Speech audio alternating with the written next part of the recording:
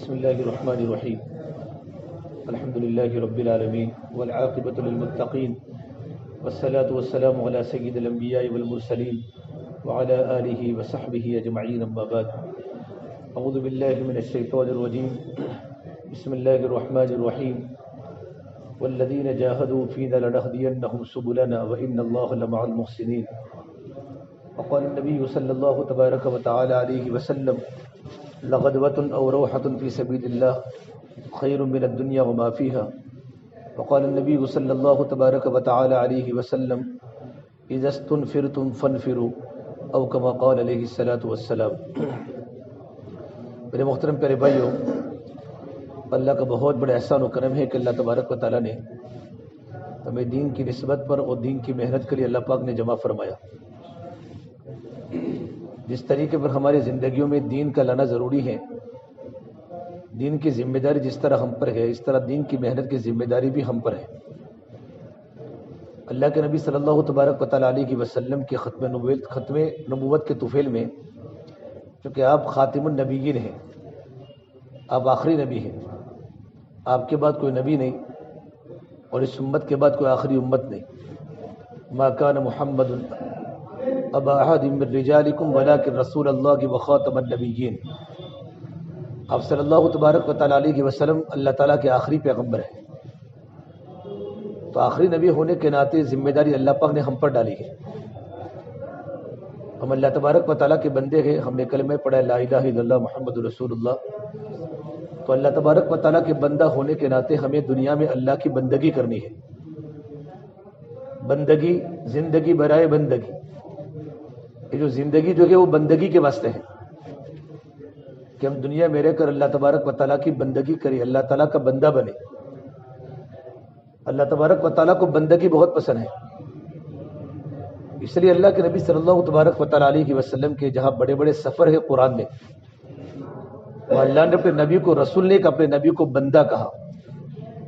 سبحان الذی اسری بعبدہ لیلا من المسجد الحرام الى المسجد الاقصى الذي بارکنا، کہ پاک ہے وہ ذات جو اپنے بندے کو راتوں رات مسجد حرام سے مسجد اقصیٰ کی طرف لے گیا. اللہ تبارک و تعالیٰ کو بندگی بہت پسند ہے، اس لیے ہم دنیا میں رہ کر اللہ تبارک و تعالیٰ کے بندے بنے اور ہم اللہ کے نبی صلی اللہ تبارک و تعالیٰ علیہ وسلم کے امتی ہیں.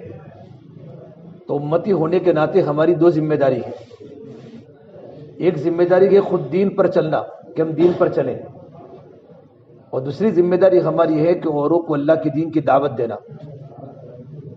آپ صلی اللہ تبارک و تعالیٰ علیہ وسلم کا مقصد نبوت اللہ کے بندوں کو اللہ کی طرف بلانا ہے.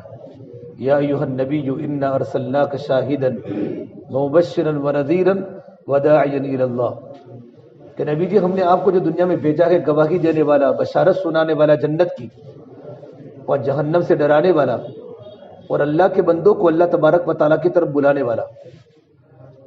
یہ کام نبی کرتے تھے، انبیاء علیہ السلام، اللہ کے بندوں کو اللہ کی طرف بلانا. آپ صلی اللہ تبارک و تعالیٰ علیہ وسلم کے طفیل میں اللہ نے ہمیں ایک کام دیا. ایک بہت بڑی کتاب کو لکھنے والے جلالین شریف ایک کتاب ہے قرآن کریم کی تفسیر کی، جو مدرسے کے تمام طلباء کرام پڑھتے ہیں. اس کے لکھنے والے جو لیکھک مصنف ہے علامہ جلال الدین محلی رحمۃ اللہ علیہ، وہ فرماتے ہیں ایک بار میں کتاب کو لکھ رہا تھا اور میرے دل میں ایک بات آئی کہ اللہ تبارک و تعالیٰ نے جتنے بھی دنیا میں نبی آئے، نبی انبیاء علیہ السلام آئے، اللہ نے بہت سے نبی بھیجے. ثم ارسلنا رسلنا تترا، اللہ تبارک و تعالیٰ نبیوں کو پیدل بھی بھیجتا رہا، لیکن ان کی محنت کا میدان بہت چھوٹا. کسی نبی کو ایک ملک کے لیے، کسی نبی کو اپنی قوم کے لیے، کسی کو اپنے علاقے کے لیے. اور ان کی عمریں کتنی، عمریں کسی کی 2000 سال، کسی کی 1000 سال، لمبی لمبی عمریں، محنت کا میدان چھوٹا. اور محمد عربی صلی اللہ تبارک و تعالیٰ علیہ وسلم کو اللہ نے محنت کا میدان قیامت تک کا انسان دیا، اور آپ کی عمر سب سے چھوٹی 23 سال آپ کا نبوت کا عرصہ، اور آپ کی مکمل عمر 63 سال. 63 سال آپ کی مکمل عمر ہے، اور نبوت کا عرصہ کتنا محنت کا 23 سال. حق تو یہ تھا کہ عمر میرے نبی کو، اللہ کے نبی کی عمر زیادہ ہوتی، جو کہ آپ کی محنت کا میدان قیامت تک کا انسان تھا. یہ بات سمجھ میں آ رہی ہے؟ یہاں دیکھو، یہ بات سمجھ میں آ رہی ہے. تو اللہ تبارک و تعالیٰ نے محنت کا میدان میرے نبی کو زیادہ دیا اور عمر کم دی، اور دوسرے نبیوں کو محنت کا میدان کم دیا لیکن عمر زیادہ دی. یہ بات میرے سمجھ میں بار بار آئی، کیا اس کا جواب؟ فرماتے میں سو گیا تو اللہ نے میرے دل میں یہ بات الہام کی کہ اللہ تبارک و تعالیٰ کو پہلے نبیوں کی امتوں پر اعتماد نہیں تھا کہ نبوت والی ذمہ داری یہ امت نبھائے گی، اس پر اعتماد نہیں تھا، بھروسہ نہیں تھا. اس اللہ تبارک و تعالیٰ نے نبیوں کو، اللہ تعالیٰ نے نبیوں کی عمریں بہت زیادہ دی اور محنت کا میدان چھوٹا دیا. لیکن اللہ تبارک و تعالیٰ کو اس نبی کی امت پر اللہ کو اعتماد تھا کہ میرا نبی کی عمر چھوٹی بھی ہوگی نا، کام کو سمجھ لے گی تو قیامت تک یہ کام چلتا رہے گا. 23 سال کے عرصے میں میرے آقا صلی اللہ تبارک و تعالیٰ علیہ وسلم نے اتنا زبردست کام کیا. 23 سال آپ کا سب سے لمبا سفر تبوک کا ہے، آپ تبوک سے آگے نہیں بڑھے، اور 23 سال کے عرصے میں آپ نے اتنا زبردست کام کا جال بچھا دیا کہ پوری دنیا میں کام کے اثرات پڑ گئے اور عالم اسلام مدینہ منورہ کا مرکز، عالم اسلام کا مرکز مدینہ منورہ بن گیا. اور آپ صلی اللہ تبارک و تعالیٰ علیہ وسلم اپنی فکر صحابہ کرام پر منتقل پر آپ نے عملہ بنایا، آپ نے عملہ بنایا صحابہ کرام کا. اتنی بڑی جماعت، 1,24,000 صحابہ کرام نہیں بلکہ صحابہ کی تعداد تو زیادہ ہے. آپ صلی اللہ تبارک و تعالیٰ علیہ وسلم کے ساتھ حج کے موقع پر 1,24,000 صحابہ کا مجمع تھا. بدر میں شہید ہونے والے صحابہ الگ ہے، احد میں شہید ہونے والے صحابہ الگ ہے، خندق میں شہید ہونے والے صحابہ الگ ہے، غزوہ مؤتہ میں شہید ہونے والے صحابہ الگ ہے. یہ تو اللہ کے نبی کے ساتھ حج کے سفر میں اتنے صحابہ تھے. آپ نے عملہ تبیہ کیا، پھر آپ نے عملہ تیار کر کے آپ نے جماعتیں روانہ کی. آپ نے اپنی موجودگی میں 150 جماعتیں روانہ کی. اللہ کے نبی صلی اللہ تبارک و تعالیٰ علیہ وسلم نے اپنی موجودگی میں 150 جماعتیں ملکوں کے کونوں میں بھیجی آپ نے، اور 25 سفر میں آپ خود شریک تھے. 25 سفر آپ نے بنفس نفیس فرمائے اور ایک کام دنیا میں زندہ ہوتا رہا، یہاں تک کہ اللہ کے نبی صلی اللہ تبارک و تعالیٰ علیہ وسلم کے بعد کام ہوتا ہوتا ہوتا ہوتا بیچ میں ایک کام بند ہو چکا تھا. بزرگوں کا دور تھا، بزرگوں کا زمانہ، لوگ صحابہ کی زندگی بھول چکے تھے، انبیاء کی زندگی بھول چکے تھے. اللہ نے مولانا الیاس رحمۃ اللہ پر اللہ نے کام کو الہام کیا. حضرت مولانا الیاس رحمۃ اللہ علیہ، مولانا الیاس رحمۃ اللہ علیہ کے والد صاحب بہت بڑے اللہ والے تھے. یہ بنگلے والی مسجد میں آ چکے تھے اور انہوں نے میواتیوں میں کام کرنا شروع کیا تھا. ان کا انتقال ہو گیا. حضرت مولانا الیاس رحمۃ اللہ علیہ تو سہارنپور میں پڑھاتے تھے، سہارنپور میں. تو مولانا خلیل احمد سہارنپوری سے بات کر کے، مشورہ کر کے ان کو وہاں سے کہا کہ تم نظام الدین بنگلے والی مسجد میں چلے جاؤ. اور حضرت مولانا الیاس رحمۃ اللہ نے وہاں جا کے کام شروع کیا اور کام کی ابتدا میوات کے لوگوں میں ہوئی. بالکل میوات اجڑ کو، نہ اللہ کے دین کی بات کو سمجھے، نہ اللہ کے دین کی بات کو سمجھا سکے، نہ سن سکے. ان کی بولی بڑی خطرناک بھائی قسم کی قوم تھی، مزدور طبقہ. حضرت مولانا صاحب نظام الدین مسجد کے باہر اگر کھڑے ہوتے تو میوات والے میوات سے دلی میں کام کرنے آتے تھے. فرماتے تم کہاں جاتے ہو کہ کام کرنے؟ کہ کتنا ملتا ہے؟ کہ ایک آنا ملتا ہے. کہ اگر تم میری مسجد میں آ جاؤ تو میں تم کو ایک آنا شام کو دے دوں گا. تو مولانا رحمۃ اللہ علیہ کے پاس کروڑوں زمینوں کے بڑے مالک تھے. اسی طریقے پر زمینیں بیچتے بیچتے بیچتے ان کے پاس اخیر میں کچھ نہیں تھا. اپنے گھر کے پیسے خرچ کے دیتے تھے. دن کی بات سنو، میواتی گھر جاتے تھے، مسجد میں بیٹھتے تھے اور ایک آنا شام کو ملتا تھا. یوں کہ حضرت نے میوات میں کام شروع کیا. یہ کام تو خرچ کرنے سے، قربانی سے زندہ ہوتا ہے. حضرت مولانا صاحب رحمۃ اللہ علیہ کے انتقال کے بعد ان کے بیٹے مولانا رحمۃ اللہ علیہ سے اللہ نے ملکوں میں کام لیا. مولانا صاحب رحمۃ اللہ جب بیان کرتے نظام الدین مرکز میں تو فرماتے، میوات والوں کو فرماتے یا ٹھنڈے کمرے بناؤ، یہاں گرم ملکوں کے لوگ آئیں گے، یا گرم کمرے بناؤ یا ٹھنڈے ملکوں کے لوگ آئیں گے. تو میواتی فرماتے تھے میاں جی محراب تو ہم تو ہنستے تھے یوں کر کے، وہ آتا پہنتے میواتی وہ امامہ، تو امامہ کا شملہ یوں لگ کے ہنستے تھے کہ مولانا کا کھسک گیا ہے، کہ دلی والے ہماری بات نہیں سنتے، دلی والے بیاپاری ہماری بات نہیں سنتے، اور کہتے یہاں تو دنیا کی جماعتیں آئے گی. مولانا صاحب کے بڑے عزائم تھے. آدمی کے جتنے بڑے عزائم ہوتے ہیں اللہ تعالیٰ عزائم کی لاج رکھتا ہے. تو میوات میاں جی محراب فرماتے ہم تو ہنستے تھے. ایک بار مولانا رحمۃ اللہ علیہ ذاکر نگر کالج میں گئے، ذاکر حسین کالج ابھی بھی ہیں اور دنیا کے اسٹوڈنٹ پڑھتے ہیں. مولانا صاحب کی زبان تھی توتلی زبان. جب ایک بات فرماتے تو اٹک اٹک کے بولتے، لیکن اندر جو درد تھا امت کا سمندر کی طرح ان کے دل میں درد ہوتا تھا. ہانڈی کے جلنے کی آواز مولانا صاحب کے سینے سے آتی تھی. اتنا دین کے مٹنے کا درد تھا. رات کو سوتے نہیں تھے, کبھی یوں گمے کبھی یوں گمے. تو ان کی بیوی فرماتی سوتے کیوں نہیں ہو؟ کہ جو غم مجھے میرے دل میں ہے اگر وہ غم تیرے دل میں آ جاوے تو جاگنے والی 4 آنکھیں ہو جاوے. یہ اللہ نبوت والا غم اللہ صاحب کو دیا تھا, حضرت اللہ صاحب. تو فرمائی ہماری جماعتیں تمہارے ملکوں میں آئے گی تو ہماری جماعت کا کون ساتھ دے گا؟ سارے اسٹوڈنٹ تھے پوری دنیا کے, تو سب نے تالیاں بجائی. سب اسٹوڈنٹ کا کام کیا ہے؟ تالیاں بجانا. فرما مولانا کو کیا فرماتے ہیں, یا دلی میں مولانا کی نیا تبلیغ کا کام تھا. دلی والے تبلیغ نہیں سمجھتے, دلی والے بات قبول نہیں کرتے. وہ یہ فرماتے ہماری جماعتیں ملکوں میں آئے گی, ہماری جماعتیں ملکوں میں آئے گی. تو سب نے تالیاں بجائی. دعوت کا کام شروع اس طرح ہوتا ہے کہ لوگ تالیاں بجاتے ہیں. مولانا عمر صاحب پالمپور رحمۃ اللہ جب دارالعلوم دیوبند پڑھتے تھے نا تو مولانا دعوت کا کام کرتے تھے. حضرت مولانا اشرف کی صحبت میں تھے, دعوت کا کام کرتے. جب گرتے تو مولانا کی ٹوپی گرتی تھی, عمر تیری تبلیغ گر گئی. عمر رومال کہتا عمر تیری تبلیغ گر گئی. یوں کہ مدرسے کے طلباء ان کی مذاق کرتے تھے. یہ کام کی ابتدا تھی. ابتدا میں ہمارے بڑوں نے کام کو جمانے کے لیے خوب برداشت کیا ہے, خوب صبر کیا ہے. جو ہمارے کچھ کے جو پہلے بزرگ ہیں جو دنیا ابھی ہے جو چلے گئے, ان کو جا کر پوچھو کچھ میں کام کیسے شروع ہوا. ابھی تو استقبال کا زمانہ ہے, لوگ دعوتیں کرتے ہیں, لوگ مسابقہ کرتے ہیں. استقبال والے کم جمتے ہیں, استدبار والے زیادہ جمتے ہیں. ایک ہوتا ہے دور استقبال کا اور ایک دور ہوتا ہے استدبار کا. استدبار بولتے ہیں حالات کے وقت کام میں جمنا. آج لوگ استقبال کو دیکھ کر کام میں آ رہے ہیں کہ وہ جماعت کا استقبال ہو رہا ہے, ایسا رخ ہے, وہاں لوگ ایسے ہیں. پہلے تو کوئی پوچھتا ہی نہیں تھا جماعت کیا چیز ہے. ایسی جگہ پر جماعتیں جاتی ہے تو کام ہوتا ہے. سمال ابراہیم صاحب فرماتے ہیں اللہ کے راستے میں جاؤ تو غریبوں میں کام کرو. غریبوں میں, چونکہ غریبوں میں 2 طبقے ہیں. غریب لوگ اپنی غربت کی بنیاد پر مرتد ہو جاتے ہیں, باطل کے شکار ہو جاتے ہیں, مرتد ہو جاتے ہیں. غریبوں میں 2 چیزیں ہوتی ہیں, جہالت ہوتی ہے تو جہالت کی بنیاد پر, اور غربت ہوتی ہے تو یہ لوگ جلدی مرتد ہوتے ہیں. فرمایا یہ گیلی لکڑی ہے. کون سی لکڑی ہے؟ ایک ہوتی ہے سوکھی لکڑی, ایک ہوتی ہے گیلی لکڑی. سوکھی لکڑی جلدی جلتی ہے. یہ پالمپور کا علاقہ, مہسانہ کا علاقہ, احمد آباد کا علاقہ, وہ سوکھی لکڑی ہے. بنگلور سوکھی لکڑی. سوکھی لکڑی جلانے میں کتنا ٹائم لگے؟ فوراً, جیسے تم نے فوراً لگایا فوراً جل گئی. اور گیلی لکڑی تم جلاؤ پھر بجھ جاوے, جلاؤ پھر بجھ جاؤ, پھر دھواں نکلے, تمہاری آنکھیں تمہاری داڑھی پوری دھوے سے پوری دھواں والے ہو جاوے. یہ ہے پورا علاقہ دھواں والا. کہ غریب لوگوں کے اندر کیا ہوتا ہے, گیلی لکڑی ہے, جلدی دن پر نہیں آتے.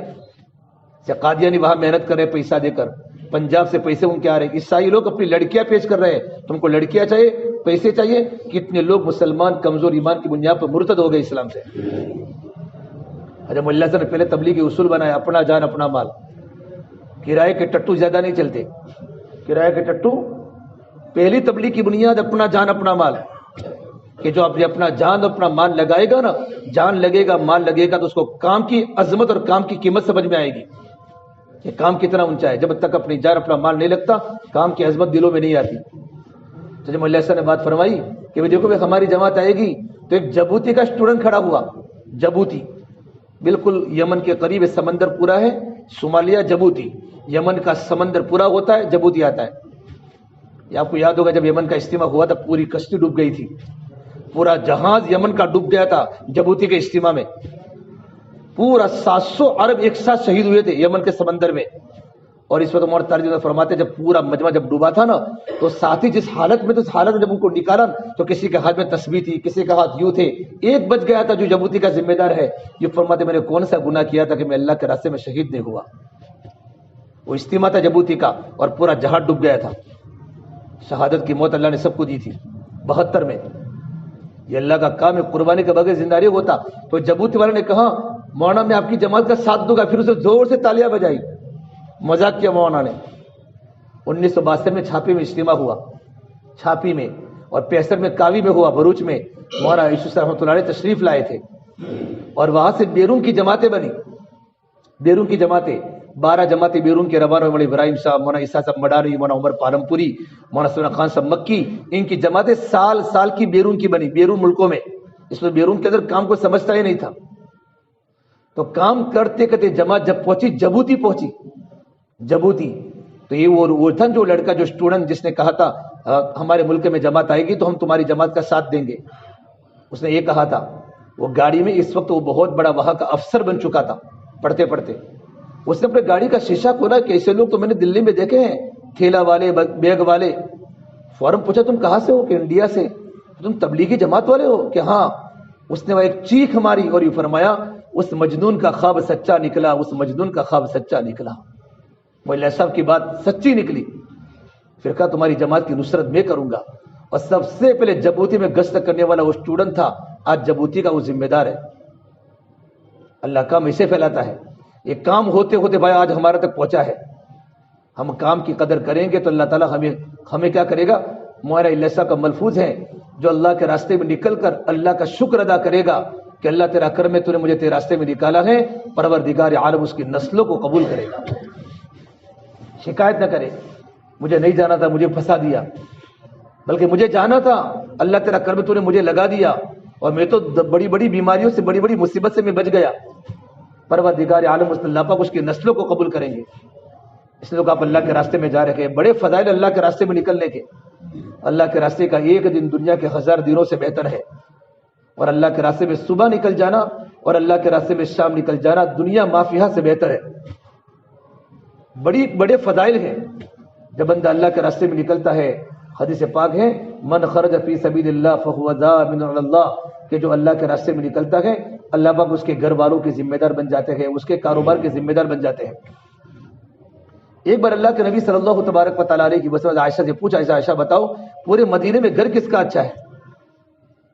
عائشہ نے سوچ کے فرمایا میرا گھر تو میرا اچھا ہے، کہ میرے گھر میں اللہ کے نبی آپ ہیں، میرے گھر میں قرآن کریم اتر رہا ہے، میرے گھر میں جبرائیل امین آتے ہیں وہی لے کر، پورے مدینے میں گھر میرا اچھا ہے. تو حضور نے کہا عائشہ تیرا گھر اچھا نہیں ہے، بلکہ گھر تو اس آدمی کا اچھا ہے جو آدمی اللہ تبارک و تعالیٰ کو راضی کرنے کے لیے اللہ کے راستے میں نکلتا ہے، اس کے گھر میں خود اللہ تبارک و تعالیٰ آ جاتے ہیں. اللہ کے آنے کا مطلب یہ ہوتا ہے اس گھر کی ساری ذمہ داری اللہ کے حوالے ہوتی ہے. بڑے خوش قسمت ہو کہ اللہ نے آپ کو اللہ کے راستے کی محنت کرے قبول فرمایا.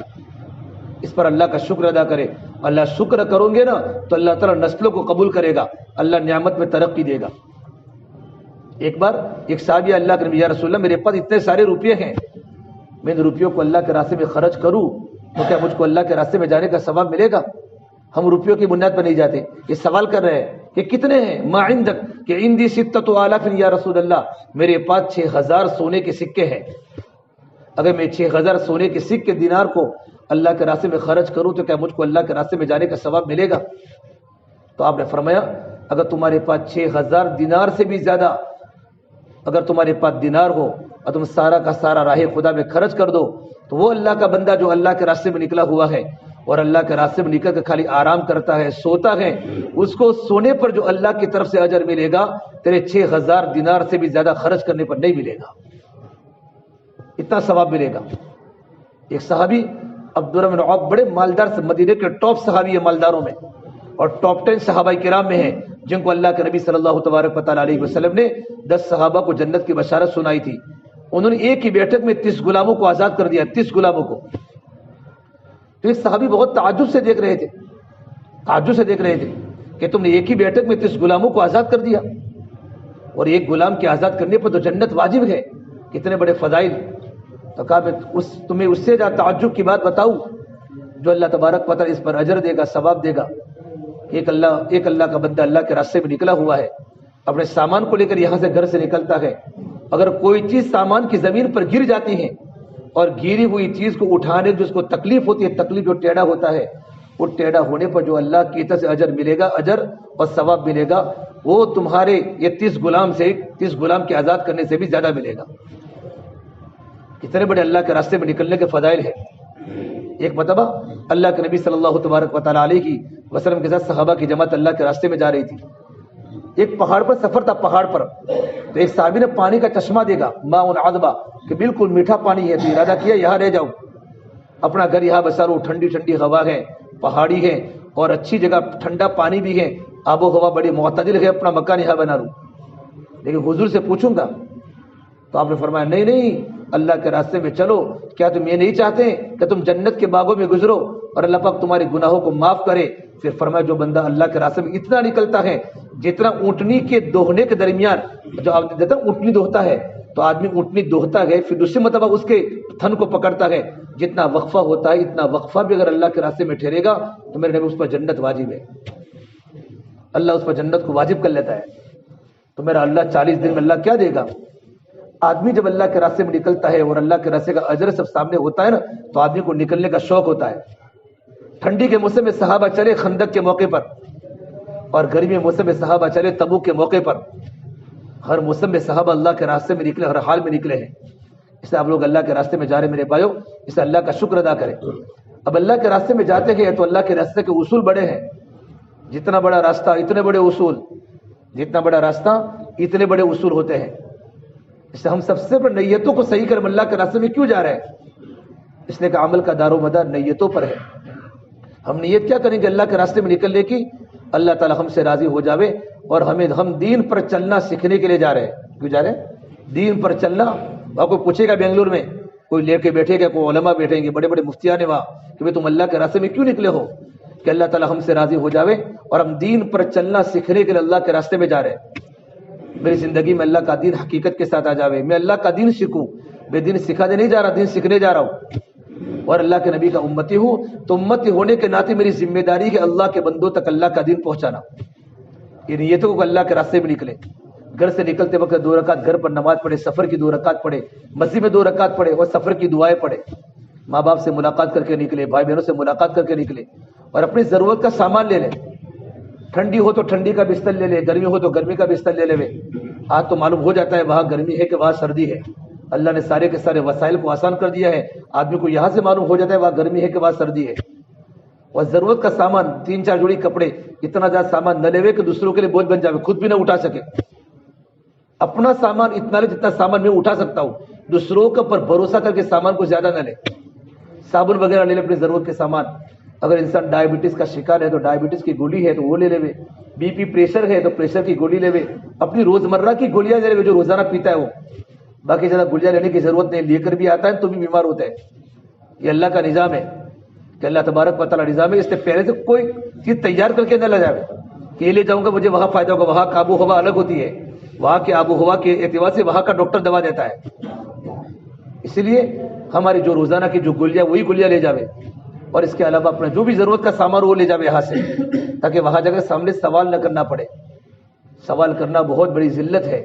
وَتَزَوَّدُوا فَإِنَّ خَيْرَ الزَّادِ التَّقْوَىٰ، کہ ساتھ میں توشہ لے لو، بہترین توشہ سوال سے بچنا ہے۔ یہ اللہ نے قرآن کریم میں حج والوں کو کہا ہے کہ جب تم حج میں جاؤ تو اپنا سامان یہاں سے لے کر جاؤ تاکہ وہاں جگہ سوال کرنے کی ضرورت نہ پڑے، کہ بہترین توشہ سوال سے بچنا ہے۔ ہماری جہاں کی ٹکٹ بنے، ٹکٹ ہمارے تمام ساتھیوں کو ٹکٹ کا پتہ ہو، ہم کون سی تاریخ کو ہمارا سفر ہے، کتنے گھنٹے کا ہمارا سفر ہے۔ 24 گھنٹے کا سفر ہے، چونکہ بنگلور جا رہے ہیں تو 42 گھنٹے کا سفر ٹرین میں ہوتا ہے، 42 کا بھی ہوتا ہے، 32 گھنٹے کا بھی ہوتا ہے۔ جیسی ٹرین لمبا سفر ہے، کبھی 2 دن 1 رات کا ہوتا ہے، کبھی 2 رات 1 دن کا ہوتا ہے۔ ہمارے سامنے سفر کی نوعیت ہو، اس میں کتنی نمازیں آئے گی، آئی بات سمجھ میں، اور اس کی ٹکٹ کیا ہے، میرا کون سا کوچ ہے، میری کون سی سیٹ ہے۔ اور اس لیے ہمارے بڑے فرماتے ہیں جو بھی ہماری ٹکٹ بن جاوے ساتھیوں کے سامنے ٹکٹ کا مذاکرہ ہو جاوے، اور تمام ساتھی اپنا آدھار کارڈ، اپنا جو پہچان جو کارڈ ہے وہ یہاں سے لے کر اصلی جاوے، آئی بات سمجھ میں۔ اور اس کے بعد اپنی ضرورت کا سامان لینے کے بعد سامان کو گن لے، اور اپنا اجتماعی سامان لے لے، برتن وغیرہ کا، فضائل کی کتابیں تو یہاں سے لے لے، اگر گجراتی پڑھتے گجراتی لے، اردو پڑھتے تو اردو لے لے۔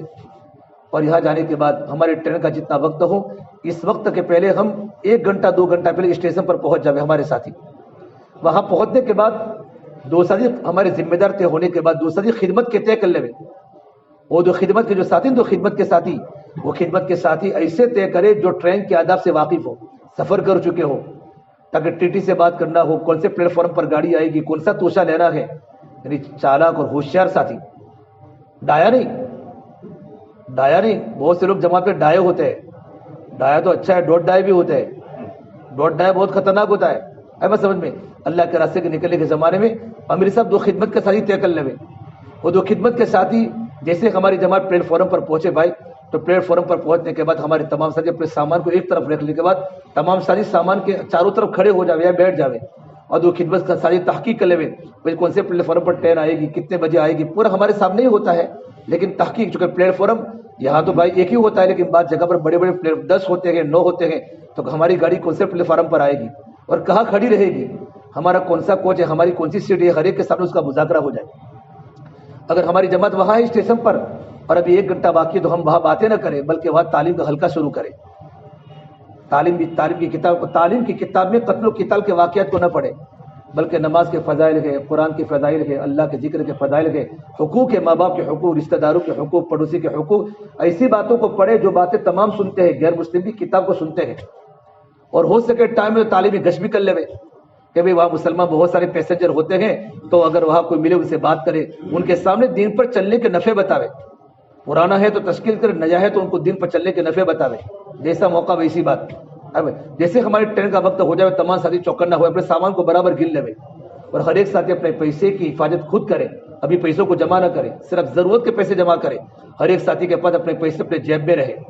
جیسے ٹرین کا وقت آ چکا, ہمارے تمام ساتھی اپنے سامان کو گننے کے بعد ہر ایک ساتھی اپنے سامان کو خود اٹھاوے. اجتماعی سامان امیر صاحب جس کو کہ وہی اٹھاوے. اگر کوئی انسان کسی کے سامان کو اٹھاوے تو کہہ کر اٹھا کہ میں تمہارے سامان کو اٹھا رہا ہوں, تاکہ اس کو پتا چلے میرا سامان بھائی نے اٹھایا ہے, ورنہ انسان پریشان ہو جاتا ہے. ٹرین میں ہم بیٹھ گئے, ماشاءاللہ بیٹھنے کے بعد ہمیں پتہ ہے ہمارا یہ کوچ ہے اور ہماری یہ سیٹ ہے, تو ہم وہاں جانے کے بعد اپنی اپنی سیٹوں پر بیٹھ جائے, اس سامان کو برابر رکھ لے. اگر ہماری سیٹ پر کوئی لیٹا ہوا ہے تو غصے نہ ہوئے, کیونکہ اس کو پتا ہوتا ہے کہ میری ٹکٹ یہاں کوئی انسان آئے گا.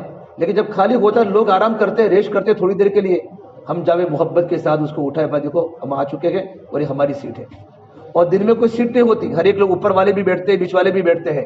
رات کو سونے کی سیٹ ہوتی ہے, کہ میری سیٹ ہے تم یہاں کیوں بیٹھے ہو. یہ اوپر والا بھی بیٹھے گا, بیچ والا بھی بیٹھے گا, نیچے والا تو بیٹھے گا ہی. یہ تینوں کی مل کر بیٹھنے کی سیٹ ہوتی ہے. صلی اللہ کے راستے کے نکلنے کے زمانے میں سفر کی ادب ہمارے سامنے ہو. ہماری جماعت اندر بیٹھ چکی, اب ہمارا مشورہ ہو جاوے. مشورہ کیا ہوگا بھائی دیکھو 2 گھنٹے کا, 24 گھنٹے کا, 42 گھنٹے کا جو بھی ہمارا سفر ہو, اب اس میں اتنی نمازیں آئے گی اور اس میں ہمارا کھانا آئے گا, اتنے وقت کا صبح کا ناشتہ آئے گا, دوپہر کا کھانا آئے گا, شام کا کھانا آئے گا. ہم پہلے سے توشہ یہاں سے لے لے, اور ایسا توشہ لے لے کہ غیر مسلم کے سامنے بھی ہم کھا سکیں. ایسا توشہ بالکل سادہ سوکھا سادہ. ہم سفروں کے اندر آدمی کم کھانے کی عادت ڈالے, اور ہمارا وقت مشورہ ہو جائے. اس مشورے میں ہماری تعلیم کا وقت بھی طے ہو جائے کہ ہمیں تعلیم بھی کرنی ہے, معاملات بھی پورے کرنے ہیں, ہمیں نماز بھی پڑھنی ہے. نمازوں کا وقت طے ہو جائے, فجر کتنے بجے پڑھیں گے, ظہر کتنے بجے پڑھیں گے, عصر کتنے بجے, تاکہ ساتھیوں کو آرام کرنا ہو تو آرام کر سکے. اتنے بجے عصر پڑھنی ہے, اتنے بجے ظہر پڑھنی ہے, اتنے بجے فجر پڑھنی ہے. ہر ایک کے سامنے ٹائم ہمارے سامنے مشورے میں طے ہو جائے. اور تعلیم کا وقت, ہمارے تمام ساتھی ایک ہی بوگی میں ہے اور ایک ہی جگہ پر سیٹ میں ہے, تو ہم تعلیم آدھا گھنٹہ پونا گھنٹہ تعلیم کریں. اور تعلیم کے درمیان اگر ساتھی پرانے ہیں تو تعلیمی گشت بھی کریں. اب وہ کیسے معلوم پڑے کہ مسلمان ہیں؟ باہر چارٹ لگا ہوا ہوتا ہے ٹرین کے ڈبے کے پاس کہ اس میں کتنے مسلمان پیسنجر تمہارے کوچ میں ہے. 72 لوگ وہاں بیٹھتے ہیں, اس میں 10-12 پیسنجر تو مسلمان ہوتے ہی ہیں. اب ان کے پاس جگہ تعلیمی گشت کرے, حکمت کے ساتھ ان کے سامنے بات کرے. ہر خیال کے لوگ, ہر مسئلے کے لوگ اس میں ہوتے ہیں. اور اس کے بعد ہمارا نماز کا وقت آئے, ساتھی وضو کر لیں. وضو کرے میرے بھائی, تو وضو میں پانی کو استعمال کم کریں. وضو کہاں کریں گے؟ جو ہوتے ہیں ٹوائلٹ ہوتی ہے, ٹوائلٹ, اسی ٹوائلٹ کے اندر ہی ہم وضو کریں گے. ایک ہوتا ہے پانی جہاں آئینہ لگا ہوتا ہے, جہاں دروازہ ڈور ہوتا ہے, وہاں ہم وضو کریں گے, کیونکہ وہ لوگوں کا آنے جانے کا راستہ ہے, چڑھنے کا اترنے کا, وہاں پانی گرے گا, کوئی پھسلنے کا خطرہ ہوتا ہے. کسی کو چھینٹے اڑے گا, وہاں برش بھی نہ کریں. آئے بات سمجھ میں؟ ہم ٹوائلٹ میں جا کر وہاں پانی پاک ہوتا ہے, پی بھی سکتے ہیں. غسل کی ضرورت پڑی تو غسل بھی کر سکتے ہیں, اور وضو کریں گے. اور وضو میں پانی کم استعمال کریں گے. پانی کم استعمال کیوں کریں گے؟ پانی اس لیے کم استعمال کرنا ہے کہ ہمیں نمازیں پڑھنی ہے, اور یہ پانی 72 انسانوں کا ہے, اور پانی صرف 2 ہی مرتبہ بھرا جاتا ہے. اگر ہم نے زیادہ پانی کو استعمال کیا نا, تو پانی ختم ہو جائے گا, تو ہمارے پریشانی ہوگی, اور پوری ٹرین کی پریشانی کا ذریعہ ہماری جماعت بنے گی. اللہ کے راستے کے نکلنے کے سفر میں ہم لوگوں کی ہدایت کا اور لوگوں کی راحت کا ذریعہ بنے, تکلیف کا ذریعہ نہ بنے. کیونکہ ہمیں تو دن میں 5 نمازیں پڑھنی ہیں. اب نمازیں ہم کیا پڑھیں گے؟ قصر پڑھیں گے. فجر کی 4 پڑھیں گے, اگر بھیڑ نہ ہو تو 4 پڑھیں گے, 2 رکعت فرض, 2 رکعت سنت, کیونکہ فجر کی 2 رکعت سنتوں کی بڑی اہمیت ہے. ظہر کی 2 پڑھیں گے, عصر کی 2 پڑھیں گے, مغرب کی صرف 3 رکعت فرض پڑھیں گے, عشاء کی 2 رکعت فرض اور 3 رکعت وتر پڑھیں گے. قصر پڑھیں گے, اور قصر میں بھی مختصر پڑھیں گے. کیا پڑھیں گے؟ مختصر پڑھیں گے. اللہ کے راستے کے نکلنے کے زمانے کے اندر بھی اور سفر کے اندر صرف فرض ہے, سنت معاف ہے, اور نفل صاف ہے. نفل بالکل نہیں پڑھنا, اور سنت معاف ہے کہ سفر میں سنت نہیں ہوگی. چالو سفر میں, یہ سفر بھی ہمارا ہی ہے, مسجد میں پہنچنے کے بعد بھی سفر ہوتا ہے, لیکن وہاں سنتیں پوری پڑھیں گے. اے بات سمجھ میں؟ لیکن ٹرین کے سفر میں, فلائٹ کے سفر میں صرف ہم فرض پڑھیں گے, اور بھی مختصر پڑھیں گے, مختصر نماز پڑھیں گے. اور نماز کو بھائی با جماعت پڑھیں گے, 2 کی جوڑی بنا دے. ہم ٹرین سے نیچے اتر کر پلیٹ فارم پر نماز نہیں پڑھیں گے. ہماری نماز ٹرین کے ڈبے کے اندر کی ہوگی، کیونکہ نیچے پڑنے سے آدمی کو اطمینان نہیں ہوتا، کب ٹرین چڑھ جائے، سامان کا بھی مسئلہ ہوتا ہے. تو دو کی جوڑی بنا دے، اگر دو کی جوڑی بنتی ہے تو دو کی جوڑی بنا دے. لیکن اگر ٹرین میں اتنی ساری بھیڑ ہے کہ باجماعت نماز نہیں پڑھ سکتی، انفرادی نماز پڑھے. لیکن نماز میں قیام فرض ہے، قبلہ کی طرف نماز میں کھڑا ہونا ضروری ہے. قبلہ کی طرف ایسی بھیڑ ہے کہ قبلے کی طرف نماز نہیں پڑھ سکتے، تو پھر علماء نے اجازت دی ہے کہ جہاں تمہارا رخ ہو وہاں نماز پڑھ سکتے ہیں. لیکن قبلہ کی کوشش کرے کہ قبلہ اس طرف ہے، قبلہ نماز دے کے وہاں ہی نماز پڑھیں گے. اور دیکھو فرض نمازوں میں قیام فرض ہے، واجب نمازوں میں قیام واجب ہے، وتر واجب ہے، تو وہاں کھڑے ہو کر نمازوں کی بیٹھ کر نماز نہیں ہوگی. نفل نماز میں قیام نفل ہے. بعض ساتھی کیا کرتے ہیں، نماز پڑھتے ہیں نا اس طرف، تو دو طرف بیٹھنے کی سیٹوں پر بیٹھ جاتے ہیں، تو 3 کی جماعت ہو گئی. اس طرح نماز نہیں ہوتی. نماز میں ٹرین کی نماز میں کھڑے ہونا فرض ہے. بس قیام کے بغیر جو ہے نماز کے فرائض، جو 6 اندر کے فرائض ہے، قیام ہے اور میرا رکوع ہے اور قرات ہے، اس میں قیام فرض ہے. تو ہم نماز بھائی کھڑے ہو کر پڑھیں گے. اگر ٹرین ہل جائے نماز میں تو پکڑ بھی سکتے، کوئی مسئلہ نہیں، عمل کثیر نہ ہو، عمل قدیر معاف ہے. لیکن ہم نماز کو قضا نہیں کریں گے. ہماری نماز سفر میں بالکل نہیں چھوٹے گی. اور میرے بھائیو، ہم سفر میں ٹرین کے درمیان پیسے بالکل باہر نہ نکالیں. ہم ماموں بن کے سفر نہ کریں، چوکانہ بن کے سفر کریں. سفر کرو، تندرست بنو گے. جو جتنا سفر زیادہ کرتا ہے آدمی کی عقل بڑھتی ہے. سفر کرنے والے انسان کی بیماری ختم ہوتی ہے، اس کی تندرستی بڑھتی ہے، اس کی عقل بڑھتی ہے. اس اللہ کے راستے کے نکلنے کے زمانے میں جب بھی ہم سفر کریں یا اپنی دنیا کے بھی سفر کریں تو اپنے پیسوں کو باہر نہ نکالیں، پیسوں کو گنے نہیں. اور ٹرین میں کوئی پولیٹیکل بات نہ کرے، کوئی پولیٹیکل بات نہ کرے. کوئی پوچھے بھائی تم کہاں سے ہو، کہ گجرات میں کچھ سے آئے ہیں. ہاں تم گجرات سے ہو نا، تو ہمارا گجرات کا جو ہو، تو پھر ہم چالو ہو جاتے ہیں. ہم آگے کی بالکل بات نہ کریں. ہم تو بھائی کہاں جا رہے ہو، ہم تبلیغی جماعت والے ہیں. اپنا پورا تعارف کرا، ہم تبلیغی جماعت والے ہیں. ہم اللہ کے راستے میں جا رہے. کیوں جا رہے ہو؟ کہ ہم اچھے انسان بن جاوے، ہم اچھے بنیں گے، دوسروں کو اچھا بنانے کی کوشش کریں گے. اخلاق کی لائن کی باتیں کریں، کیریکٹر کی باتیں کریں کہ اس سے اچھا کیریکٹر انسان کا بنتا ہے کہ انسان اپنے ماں باپ کو تکلیف نہیں پہنچاتا، اپنے پڑوسی کو تکلیف نہیں پہنچاتا. اس لیے ہم اللہ کے راستے میں اچھا انسان بننے جا رہے ہیں، اس کو دعوت دیں. ہم ٹائم میں نہ کسی کا کھائیں گے نہ کسی کو کھلائیں گے. اگر ہم جانتے کسی انسان کو کہ ہمارا دوست ہے پہلے سے واقعی بھی تو ٹھیک ہے، لیکن اجنبی انسان کو کھانا بچے گا تو کھانا پھینک دیں گے یا کسی غریب کو دیں گے، لیکن کسی کو کھلائیں گے نہیں. اگر کوئی ہمیں کھانا دے تو ہم کھانا قبول بھی نہیں کریں گے. اگر آپ پہچانتے کسی کو، آج کے زمانے میں بہت احتیاط سے آدمی کو سفر کرنا ہے. آئی بات سمجھ میں؟ اور احتیاط کے ساتھ آدمی باتیں کرے. ٹرین میں ہم اخبار نہیں پڑھیں گے، اخبار نہیں پڑھیں گے. آئی بات سمجھ میں؟ اخبار سے اپنے آپ کو بچائیں گے. حالات حاضرہ کی کوئی بات نہیں کریں گے. اس طرح ہمارا سفر چلتا رہے. تعلیم کا حلقہ ہمارا پورا ہو جائے تو ساتھی اپنے انفرادی اعمال کرے، اللہ کا ذکر کرے، قرآن کی تلاوت کرے، معمولات کی پابندی کرے. ہم کھانا کھانے کے بعد پھر کھانا ہضم کرنے کے ٹرین کے ڈبوں میں نہ چلے. چلو پہلے سے دوسرے تیسرا. بہت سے لوگ ہوتے ہیں کہ یار عشاء کی نماز کے بعد تو وہ ہائی وے پر میں سفر کرتا تھا کھانا ہضم کرنے کے لیے. کھانا ہی کم کھاوے تاکہ ہضم کرنے کی ضرورت ہی نہ پڑے. آئی بات سمجھ میں؟ کھانا ہی کم کھاوے. کم کھانا بھی بہت بڑی سنت ہے. کم کھانا کیا ہے؟ اللہ کے نبی کی بہت بڑی سنت ہے، کم کھانا کھاوے. اور میرے بھائی جیسے ہی ہمارا کھانا پورا ہو جاوے ہم جلدی سونے کی عادت ڈالیں. اگر لائٹیں بند ہو تو ہم لائٹیں، فجر کی نماز کا وقت ہوا تو ہم لائٹیں آن نہ کر ڈالیں. بہت سارے غیر مسلم سوئے ہوئے ہوتے ہیں، اپنی موبائل کی لائٹ چالو کر کے ہم وضو کر لیں. اور بھائی میرا تو روزانہ نماز پڑھ کے قرآن کریم پڑھنے کا معمول تھا تو لائٹ چالو نہ کر دے. غیر مسلم سوئے ہوئے ہیں، ہم ان کے آرام کا خیال کریں. ہم سو جاوے اور سوتے سوتے یا بیٹھے بیٹھے اللہ کا ذکر کرے. جب سورج کی روشنی ہو جائے گی پھر قرآن کی تلاوت بھی کرے، اپنے معمولات کو پورے بھی کرے. اس طرح ہمارا سفر شروع ہوگا انشاءاللہ. جیسے ہماری منزل آنے کا وقت ہو جاوے کہ ہمارا بنگلور یشونت پور آ چکا ہے یا بنگلور کا ہمارا جو اسٹیشن وہ آ چکا ہے، اس کے آنے کے بعد تمام ساتھی ایک دم چوکنا ہو جاوے اور اپنے سامان کو برابر دیکھ لے. سامان کو برابر دیکھ لے. سفر میں کسی ساتھی پر بھروسہ نہ کریں. ہم جب تک سال میں اللہ کے راستے میں سال میں تھے تو ایک جماعت الہ آباد گئی، عرب کی جماعت ہمارے سامنے. دوسرے 2 مولانا ہم نے جماعت لے کر گئے تھے پٹنہ، اور وہ 2 مولانا جماعت لے کر گئے تھے الہ آباد عرب کی. تو وہاں 2 ساتھی آئے سعودی کے رہنے والے، کام کیا اور عربی میں بات کرنے لگے تو 2 مولانا متاثر ہو گئے. ماشاءاللہ تو اچھا عربی جانتے ہیں، اچھا عربی جانتے ہیں. پھر کہا میں تمہارے چائے لے کر آتا. وہ چائے میں پتہ نہیں کیا پلا دیا. پوری عرب جماعت سو گئی اور سب کے پیسے لوٹ کے وہ چلا گیا. 8 گھنٹے کے بعد عرب کی جماعت اٹھی تھی. اس دن پھر مرکز میں کارگزاری آئی کہ بھائی تم کسی کو بھروسہ کیے بغیر، مقامی ساتھیوں کے پوچھے بغیر کسی کی دعوت قبول مت کرو، چائے کی بھی دعوت قبول مت کرو. اللہ کے راستے کے نکلنے کے زمانے میں بڑے احتیاط کے ساتھ ہمیں چلنا ہے. آئے بس سمجھ میں؟ کعبۃ اللہ میں چوریاں ہوتی ہیں، مسجدوں میں چوریاں ہوتی ہیں. بھائی تو اللہ کی یہ تو ٹرین سفر ہے، ہر طرح کے لوگ اس میں آتے ہیں. جب ہماری منزل آ جاوے تمام ساتھی اپنے سامان کو برابر دیکھ لے، اجتماعی سامان بھی، اپنا ذاتی سامان بھی، اور اسٹیشن آتے ہی تمام ساتھی اترنے میں احتیاط کریں. اچھا جب بھی ٹرین کھڑی ہوئی ساتھی نیچے نہ اترے اسٹیشنوں کو دیکھنے کے لیے کہ میں تھوڑا اتر جاؤں، بلکہ امیر صاحب کوئی ضرورت ہو کچھ نیچے سے لانا ہو کوئی چیز تو جو خدمت کے ساتھی جو طے کہ وہی خدمت کے ساتھی اس سامان کو لائیں گے نیچے سے. باقی تمام ساتھی اپنے اپنے ٹرین کے ڈبے کے اندر بیٹھ رہے. نوجوان مانتے نہیں ہیں، نیچے اترتے ہیں چڑھتے ہیں، نیچے اتر چڑھتے ہیں، اس سے بعد سفر بہت خراب ہوتا ہے. بہت یکسوئی کے ساتھ ڈسپلن کے ساتھ ہمارا سفر اللہ کے راستے کا ہونا چاہیے. ہماری منزل آ گئی، اتر گئے اسٹیشن پر، ہمارے سامان کو اتار دیں اور سامان کو اتارنے کے بعد تمام سامان کو ایک طرف رکھ کر ساتھی سامان کے چاروں طرف ہو جاوے. اور ہونے کے بعد پھر کیا کریں گے؟ وہاں اجتماعی دعا کریں گے. اجتماعی دعا کرنے کے بعد امیر صاحب عزائم کرائیں گے ہم اللہ کے راستے میں کیوں نکلے ہیں. ہمارا سفر شروع ہو چکا ہے، نیت یہ کرائیں گے ہم اللہ کے راستے میں نکلے ہیں تاکہ ہمیں دین پر چلنا سیکھنے کے لیے اللہ کے راستے میں نکلے ہیں.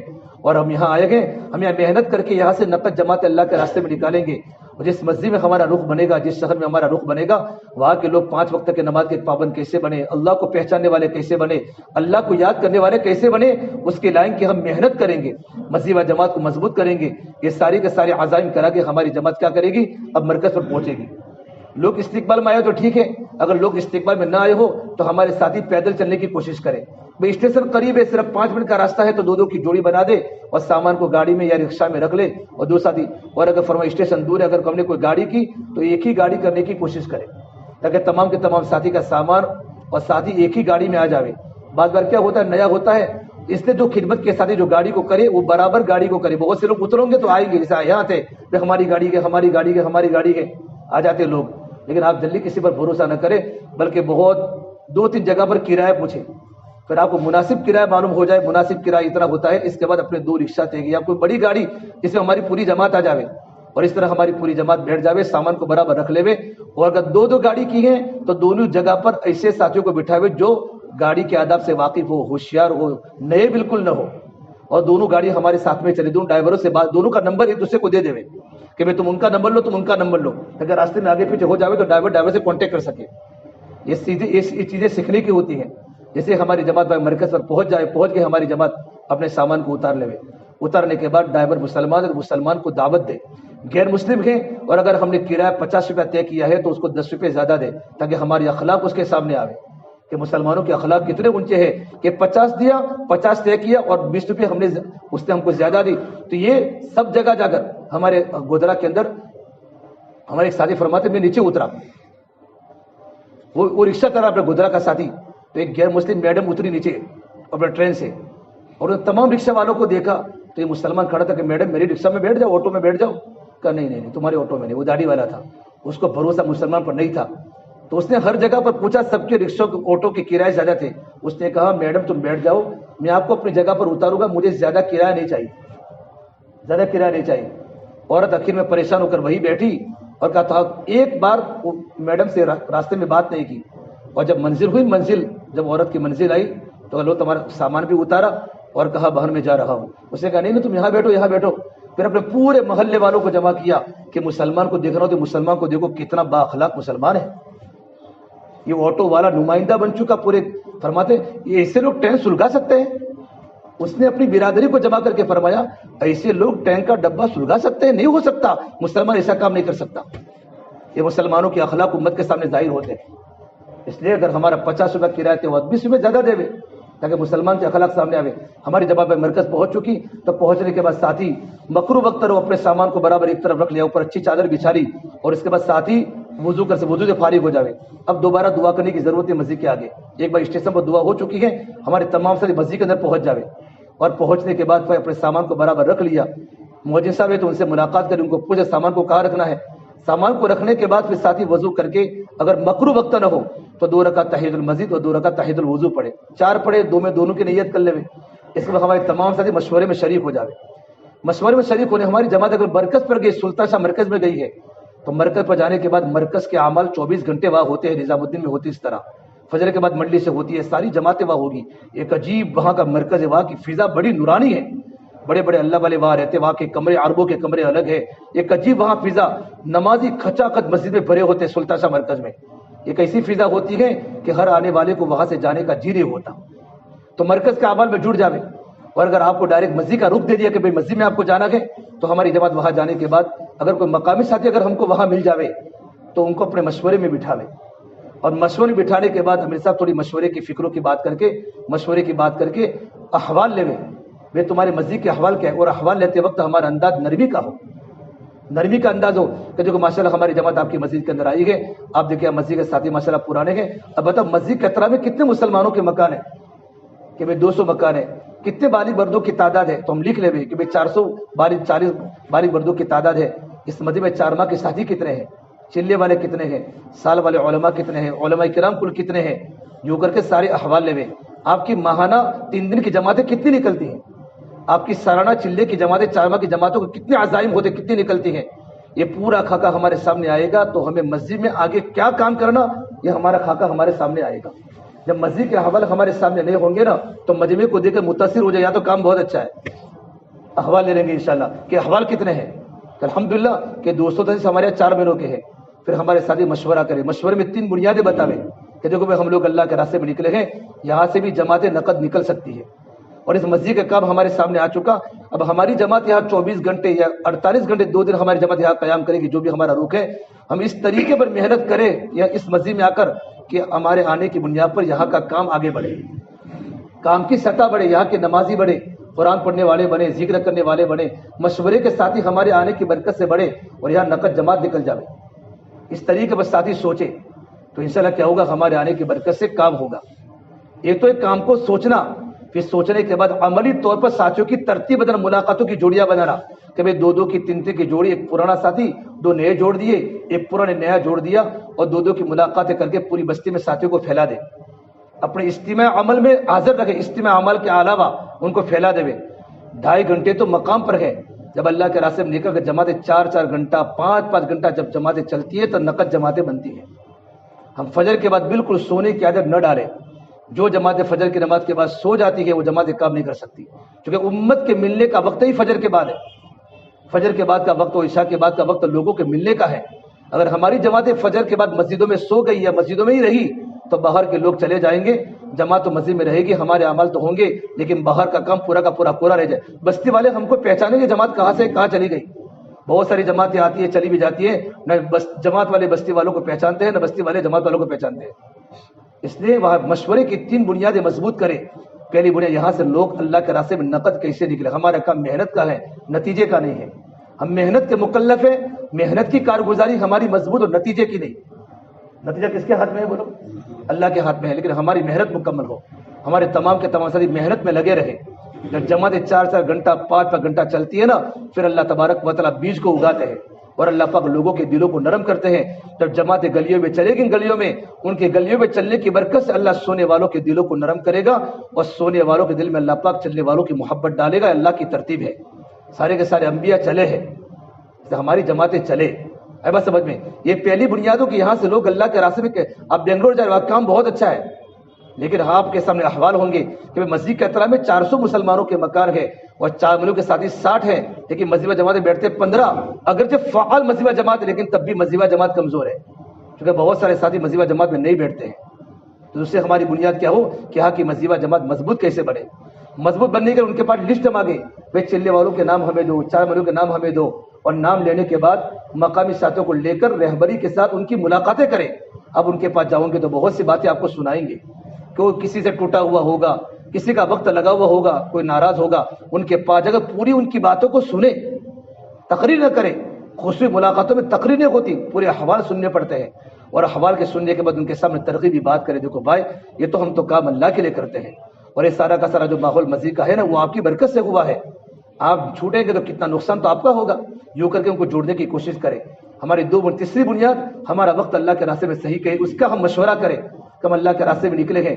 حضرت اللہ سے فرمایا کرتے تھے مولانا یوسف رحمۃ اللہ علیہ، جب جماعت اللہ کے راستے میں روانہ ہوتی نا تو 8:30 بجے 12:30 بجے روانگی کی بات مرکز میں ہوتی تھی، تو 3 باتیں مولانا فرماتے تھے کہ دیکھو آپ لوگ اللہ کے راستے میں جا رہے ہو، آپ نے سب کچھ چھوڑا، اپنے بال بچوں کو چھوڑا، اپنے ماں باپ کو چھوڑا، اپنی بزنس کو چھوڑا، اپنی ملازمت کو چھوڑا، اپنے کارخانے اپنے کاروبار کو چھوڑا، لیکن 3 چیزیں ہمارے ساتھ آئی ہیں اللہ کے راستے میں، 3 چیزیں۔ ایک تو ہمارے ساتھ شیطان آتا ہے بغیر ٹکٹ کے، وہ شیطان انسان کا اوپن دشمن ہے، ان شیطان لکم عدو مبین، شیطان تمہارا کھلا ہوا دشمن ہے، بغیر ٹکٹ کے ہر ایک کے ساتھ ہے، شیطان ہر ایک کے ساتھ ہے، ہر ایک کا شیطان الگ الگ ہوتا ہے، جیسا انسان ویسا شیطان۔ جیسا انسان ویسا کہ چالاک ہے تو شیطان بھی چالاک، یہ بولا تو شیطان بھی بولا کہ اللہ کر بھی آپ کے ساتھ بھی شیطان ہے کیا؟ میرے ساتھ بھی شیطان رہتا ہے، لیکن میرا شیطان مسلمان ہو گیا، فاسلم، روایت میں ہے کہ میرا شیطان میری عبادت کو دیکھتے دیکھتے میرا تابعدار ہو گیا ہے، اب اس کا میرے اوپر نہیں چلتا۔ ہر ایک طرح شیطان ہوتا ہے، تو شیطان کے حملوں سے بھی بچنا ہے اللہ کے راستے کے نکلنے کے زمانے میں۔ نمبر 2، نفس ہمارے ساتھ ہے، اور نفس شیطان سے بھی خطرناک ہے۔ پوچھا حضرت جی کو کسی نے کہ شیطان نے سب کو گمراہ کیا، تو شیطان کو کس نے گمراہ کیا؟ کہ شیطان کو اس کے نفس نے گمراہ کیا کہ تو آدم کو سجدہ مت کر، تو نفس ہمارے ساتھ ہے۔ انبیاء علیہ السلام اپنے نفس سے مطمئن نہیں ہیں، حضرت یسوع نے فرمایا وما ابرئ نفسی، میں اپنے نفس سے بری نہیں ہوں کہ میرا نفس تو مجھے برائیوں کا حکم کرتا ہے۔ آگے آ جاؤ، تو اپنے نفس کی چالوں سے اپنے آپ کو بچاوے۔ نمبر 3، اللہ کے راستے کے نکلنے کے زمانے میں جو تیسری چیز جو ہمارے ساتھ آتی ہے ہماری بری عادتیں ہیں۔ کیا بھائی؟ ہماری بری عادتیں جو ہمارے ساتھ آئے گی۔ کون سی بری عادتیں؟ مقام پر ہر ایک کی ہوتی ہے بری ہے، سونا، کھانے پینے کے شوق ہوتے ہیں، تو کھانے پینے کے شوق بھی جماعت میں نکل کر آدمی پورے کرتا ہے۔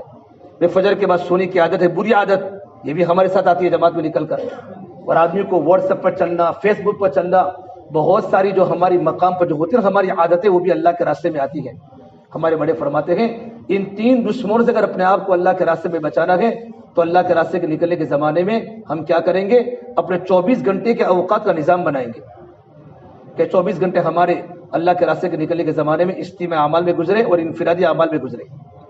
اللہ کے راستے میں 2 طرح کے اعمال ہیں، اجتماعی اعمال بھی ہے اور انفرادی اعمال بھی ہے۔ اجتماعی اعمال جو ہمارے 8 مولانا سید خان صاحب مکی فرما کرتے تھے، اجتماعی اعمال کی پابندی سے ہماری تربیت ہوگی۔ کیا ہوگی بھائی؟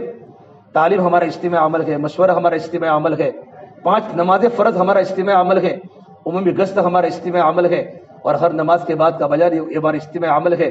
کھانا ہے، سونا ہے، سوار ہونا، سفر ہے، یہ 8 اجتماعی اعمال ہیں۔ اجتماعی اعمال کی پابندی سے ہماری کیا ہوگی بھائی؟ تربیت ہوگی، اور انفرادی اعمال کی پابندی سے ہماری ترقی ہوگی، اور موت تک دعوت کے کام میں جمنا ہے نا، تو اجتماعی اعمال کی پابندی کے ساتھ انفرادی عمل کرنا پڑے گا۔ انفرادی اعمال کی پابندی سے دعوت کے کام میں استقامت ملے گی، ہماری تسبیحات پوری ہو، قرآن کریم کی تلاوت پوری ہو، ہمارے معمولات پوری ہو، ہماری تہجد ہو رہی ہو، یہ سارے کے سارے ہمارے انفرادی اعمال ہیں۔ اور اللہ کے راستے کے نکلنے کے زمانے میں اجتماعی اعمال کی پابندی ہماری زندگی میں کیسے آوے اور انفرادی اعمال کی پابندی ہماری زندگی میں کیسے آوے، اس کے لیے ہمارا زیادہ وقت اللہ کے راستے کے نکلنے کے زمانے میں دعوت میں لگے، اس میں لگے دعوت میں دعوت میں ہمارا وقت زیادہ لگے۔ دعوت کا مطلب اللہ کی بڑائی اللہ کے بندوں کے سامنے بولنا۔ یہ انبیاء علیہ السلام کا خاص مشن تھا کہ وہ اللہ کی بڑائی مخلوق کے سامنے خوب بولتے تھے۔ حضرت اللہ سے فرماتے تھے جتنا اللہ کی بڑائی بولنے سے آتی تھی سننے سے نہیں آتی۔ اللہ کی بڑائی بولنا، اللہ کی طاقت کو بولنا، اللہ کی بڑائی کو بولے، خالق اللہ کتنا بڑا پروردگار ہے۔ دعوت، ہماری دعوت میں اللہ کی بڑائی کو خوب بولنا ہو، اور فرمایا اس سے اچھی بات کس کی ہوگی جو لوگوں کو اللہ تبارک و تعالیٰ کی طرف بلاوے۔ اور دعوت میں ہمارے 5 گشت ہیں، ان 5 گشتوں کے اندر ہمارے جو 5 گشت ہیں، ان 5 گشتوں کے ذریعے ہم اللہ کی بڑائی کو بولیں گے اللہ کے راستے کے نکلنے کے زمانے میں۔ یہ دعوت میں 5 گشت آتے ہیں، یہ 5 گشتوں کے ذریعے، خصوصی گشت کے ذریعے، عمومی گشت کے ذریعے، تعلیمی گشت کے ذریعے اور تشکیلی گشت کے ذریعے اور خصوصی گشت کے ذریعے، ان 5 گشتوں ہمیں روزانہ کرنے ہیں، اور ان 5 گشتوں میں دعوت کو اللہ کی بڑائی کو خوب بولنا ہے۔ جیسے ہماری جماعت مسجد کے اندر آ گئی، مسجد میں آنے کے بعد سب سے پہلے ہمارا مشورہ پورا ہوا، ہمارے امور طے ہوئے، جیسے ہی ہماری خدمت کے ساتھ طے ہو گئے، خدمت والوں کو خدمت میں لگا دو، اور لگاتے ہی فوراً 2 ساتھیوں کی جماعت بنا کر خصوصی گشت میں بھیج دو۔ کیا بھیج دو؟ خصوصی گشت بھیج دو۔ اس میں بھائی خصوصی گشت میں 2 ساتھی جائیں گے، ایک ساتھی تھوڑا پرانا ہوگا، ایک نیا ہوگا، اور وہ جگہ 3 قسم کے لوگوں کی ملاقاتیں کرنی ہے، آپ کو سب پتہ ہے۔ ایک تو بھائی علماء کرام کے پاس جا رہا ہے علماء کی زیارت کے لیے، علماء کے پاس تشکیل کی نیت سے نہ جاوے۔ بستی میں امام صاحب ہے، بستی میں علماء ہے، کوئی بزرگان دین ہے، بڑا بڑا مدرسہ ہے، تو علماء کرام کے پاس ضرور جائے۔ حضرت علیہ صاحب جب آتے، جب یوپی کے علاقوں میں بیچتے فرماتے تھے وہاں شیخ زکریا صاحب کے پاس خدمت میں جانا۔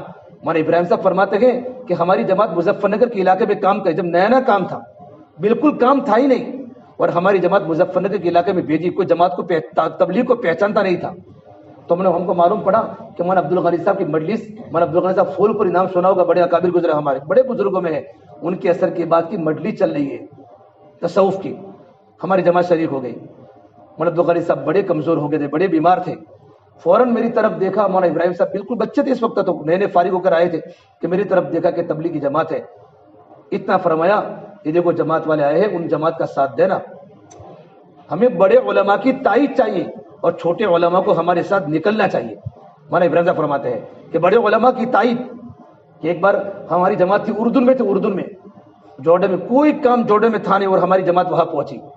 جیسے ہماری جماعت ایئرپورٹ سے جب پہنچی اردن کے شہر میں تو پورے اردن میں پولیسوں میں خبر پھیل گئی کوئی انڈیا سے لوگ آئے ہیں اور لوگوں کے پاس گھروں پر جاتے ہیں، ملاقاتیں کرتے ہیں.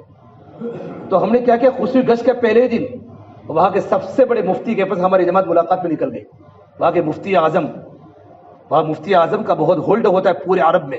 ہم ان کے پاس گئے، ان کے پاس بیٹھے تھے، پولیس کا فون آیا مفتی صاحب پر کہ لوگ کچھ انڈیا سے کچھ لوگ آئے ہوئے ہیں، ان کے بارے میں آپ کا کیا خیال ہے؟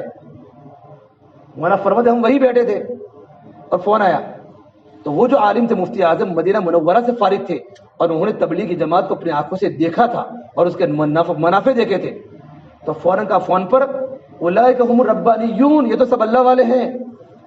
کیا کہا؟ یہ تو سارے کے سارے کون ہیں؟ یہ تو اللہ والوں کی جماعت ہے. مولانا فرماتے اتنا کہنا تھا، پورے اردو میں ہماری جماعت کا استقبال ہوا. یہ خصوصی گشت کا اثر. اگر جماعت پہلے نہ پہنچ پاتی تو تکلیف ہوتی. تو ہم علماء کرام کے پاس جائیں، ان کی خدمت میں رہیں، ان کے پاس وقت نکالیں اور ان کی باتوں کو سنیں. اگر وہ بات سننے کے لیے تیار ہے تو اپنی جماعت کی تھوڑی کارگزاری بتائے جو ہم نے کام کیا ہے. نمبر 2، ہمارے جو پرانے ساتھی ہیں مسجد و جماعت کے ساتھی، ان کی ملاقات میں جاویں اور ان کے بعد احترام سے بات کریں. دیکھو بھائی ماشاءاللہ ہماری جماعت آپ کی بستی میں آئی ہے، یہ بستی میں جو بھی ثمرات ہے، نمازوں کی تعداد ہے، لوگوں کے جوانوں پر داڑیاں ہیں، ان کے سروں پر ٹوپیاں ہیں، یہ آپ کی محنتوں کا نتیجہ ہے. آپ مشغول ہے کاروبار میں، آپ تھوڑا سا ہمیں وقت دیں. آپ تھوڑا سا وقت دو گے، 1 گھنٹہ 2 گھنٹہ 3 گھنٹہ، انشاءاللہ نقد جماعت بن جاوے گی. تو کہیں گے بھائی ہمارے جماعت کی تاریخ طے ہے کہ کون سی تاریخ طے ہوئی ہے کہ 15 تاریخ کو ہماری چلے کی جماعت جانے والی ہے. کہ دیکھو مولانا صاحب ہمارے ان کے سامنے کہا الحمدللہ اللہ پاک 15 تاریخ کو آپ کی جماعت نکال دے گا. آپ بھی محنت کریں گے، ہم بھی محنت کریں گے، لیکن جماعت جائیں گے 12 ساتھی. مسجد کترا میں کتنے مسلمان ہیں؟ 400 مسلمانوں کے مکانات ہیں، 200 مکان ہیں، 400 تعداد ہے. تو 12 جائے گے تو کتنے بچیں گے؟ 398 بن جائے گی. تو ایک جماعت اپنے نقد نکال دے گے، یہ بھی جائے گی وہ بھی جائے گی. ان کی جماعت کو، ان کی بات کو توڑے نہیں، ان کی بات کو سراہتے ہوئے نقد جماعت نکالنے کی بات کرے. تو مقامی صدر کہیں گے ٹھیک ہے انشاءاللہ ہم بھی جماعت کا ساتھ دیں گے. یوں کر کے ان کو ترغیب، ان کو پلاوے، ترغیبی بات کرے. اور نمبر 3، ہمارے مسجد کے اطراف میں جو بھی انسان، کوئی گاؤں میں جماعت گئی، کسی شہر میں گئی تو وہاں سرپنچ ہوتا ہے، گاؤں کا چودھری ہوتا ہے، ایسے کوئی نوجوان ہوتے جن نوجوانوں کا گاؤں میں ہولڈ ہوتا ہے، ان کی جا کر ملاقات کریں اور کہ بھائی دیکھو آپ کا کتنا بڑا گاؤں میں عزت ہے، آپ کی برکت سے لوگ آپ کی باتوں کو سنتے ہیں، آپ جھگڑوں کو سلجھاتے ہیں، نوجوان آپ کی باتوں کو سنتے ہیں، آپ ایک آواز کرتے پورا گاؤں آپ کی بات پر چپ ہو جاتا ہے. تو تھوڑا سا ہمیں گشت کرائیں گے، تھوڑی سی آپ ملاقاتیں کرائیں گے ماشاءاللہ، تو کتنا بڑا امت کا نفع ہو جائے گا. یہ 3 طبقے کی ملاقات کرنے کا نام ہے خصوصی گشت ہے، روزانہ نہیں کرنا. جب ہم کسی بستی میں جاویں نا تو بستی کے پہلے دن ہمیں خصوصی گشت کرنا ہے، وہ 4 گشت ہمیں روزانہ کرنے ہیں. پھر کیا ہوگا؟ ہمارا مشورہ پورا ہو چکا. مشورے میں تعلیم کا وقت طے کریں. ہمارے بڑے فرماتے ہیں صبح شام ہماری 4 گھنٹہ تعلیم ہو، صبح میں 2.5 گھنٹہ ہو، شام کو 1.5 گھنٹہ ہو، گرمی کے موسم میں 4.5 گھنٹہ تعلیم ہو. اور تعلیم ہمارا اجتماعی عمل ہے. میں جی مہرا فرمایا کرتے تھے اللہ کے راستے کے نکلنے کے زمانے میں 2 عمل ایسے ہیں کہ جو آدمی 2 عمل کی پابندی کرتا ہے اللہ پاک اس کی بہترین تربیت کرتا ہے. ایک تعلیم کا حلقہ اور ایک عمومی گشت. اس کے ہر ایک ساتھی پابندی کرے، اجتماعی عمل ہے تعلیم کا عمل. اور بعد تعلیم ہمارے طے ہونے کے بعد ہمارے ساتھی اجتماعی عمل ہے، تعلیم ہے، تعلیم یہ مجاہدے والا عمل ہے. مولوی صاحب فرمایا کرتے تھے تعلیم کے حلقوں میں مجاہدوں کے ساتھ بیٹھو، اس لیے کہ تعلیم کے علم سے عمل میں استعداد پیدا نہیں ہوگی بلکہ تعلیم کے نور سے عمل میں استعداد پیدا ہوگی. اللہ کی باتوں کا نور ہے، نبی کی باتوں کا نور ہے.